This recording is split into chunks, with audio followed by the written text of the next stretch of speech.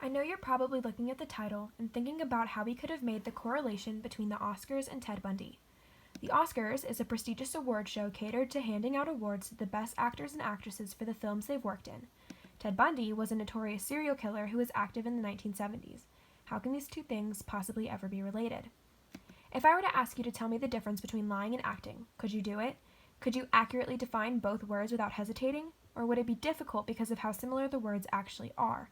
Before I asked you to think about defining these words, the similarity probably never crossed your mind. However, now that I've brought attention to it, you can't stop thinking about how you could define them. Maybe some of you disagree, that they aren't similar, and they are two very different words with different meanings. Acting is being on stage and playing somebody else, while lying is deceiving others because you want to. Both words have different definitions, but they are closer than you think.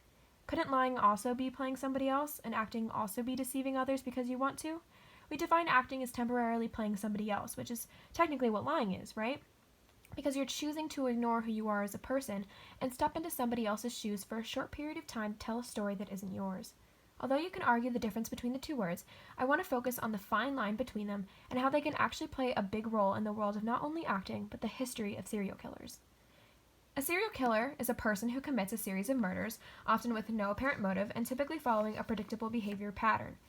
In the 1970s and the 1980s, the spike of serial killers was astronomical. Although the 60s hold Charles Manson's cult killings, the 70s and 80s contained the psychotic ways of Jeffrey Dahmer, the Zodiac Killer, Ed Kemper, John Wayne Gacy, and Theodore Bundy. Focusing solely on Bundy's crimes, it all starts back to his childhood. As a child, Bundy did not have a father figure until his stepfather came into the picture. Their relationship was bumpy, and Ted did not like him at all. At an early age, Ted started to gain interest in knives, which then turned into an obsession with watching others in their houses, and that eventually led to breaking in and stealing things. Bundy was arrested at 17 for being accused of robbing 2 houses, but the charges were dropped and erased from his records. From an actor's perspective, the slow change in Bundy's behavior, the interest in knives, and the technical stalking has to be analyzed and understood so that one can assess why this behavior escalated in the worst way. Moving on, however, Ted Bundy, after starting over at the University of Washington, met the love of his life, a girl from California with money and status, which was everything he wanted. But after they broke up, Ted met Elizabeth Klopfer, the woman who was with Bundy while his murders took place. Liz and Ted met in a bar in 1969, where their 5-year relationship began. In the movie Extremely Wicked, Shockingly Evil, and Vile, Liz's perspective of their life together seemed normal, until it wasn't. In 1974, women around the Seattle and Oregon area started to go missing.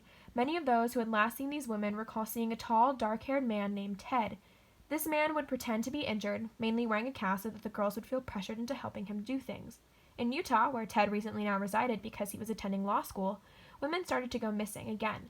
In a routine traffic stop, Ted was pulled over and arrested for the possession of burglary tools he had in his back seat, and was then linked to the crimes we would later find out he in fact committed. To take a break from this narrative and jump back into the main argument over lying and acting, what would you say Ted did during this time in his life? Was he lying to Liz about his actions, or was he acting like a different person around her?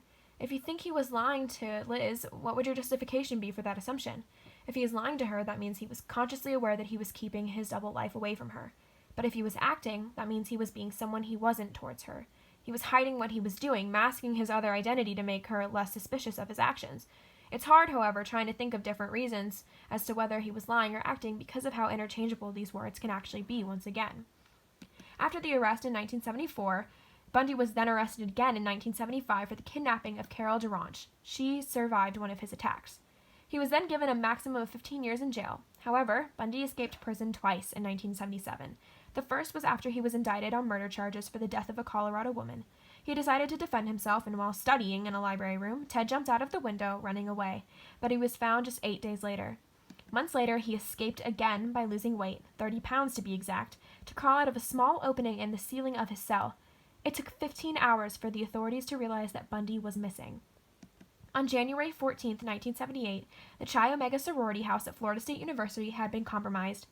He attacked 4 young women, killing 2 of them, and I won't go into detail about the murders, seeing as they're extremely gruesome and I don't want to disrespect the girls. But a month later, Bundy kidnapped and killed 12-year-old Kimberly Leach. Again, after being pulled over, Bundy was then arrested. This is where the biggest argument for acting versus lying comes into play, due to the effects of his crime that had on the rest of his life. In July of 1979, Theodore Bundy was convicted for the 2 murders of the sorority house. For this, he was given the death sentence since Florida is one of those states. During this trial, Bundy went through numerous lawyers, none showing that they really had what it took to defend him in his opinion. It was then that Ted decided to represent himself. Bundy vs. State was the first court trial to take place on television. Because of this, Ted used his charm, which helped him commit murder in the first place, to earn the trust of young girls all around America. Regardless of his intelligence due to the previous years in law school, Bundy was given the death sentence under Judge Edward Cowart.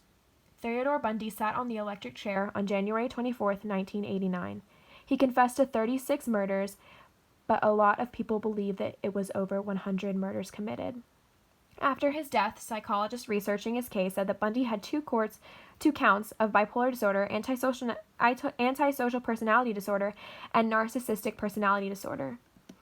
After hearing about Ted Bundy's story in detail, it is important to remember that he put on a show in that Florida courtroom during his trial. Without hesitating, Bundy was able to capture an audience's attention with lies. Not only did Bundy act like he was innocent and try to defend himself, he lied about everything he had done to get the jury to believe him.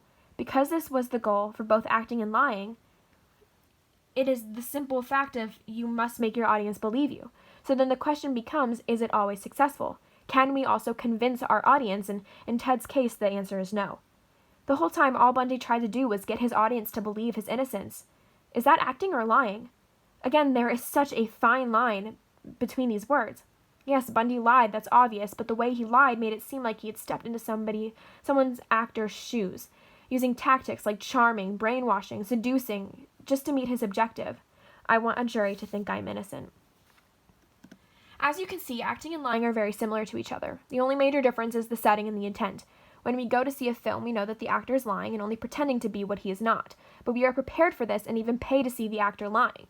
In Ted Bundy's case, the film was his life, and he was acting throughout it. Everybody acts all the time. People act to fit in. People lie to get out of obligations. Acting and lying happen simultaneously. So, with all of this said and done, do you think Ted Bundy could win an Oscar for his performance? Or would he be shocked at the fact he lost? Literally.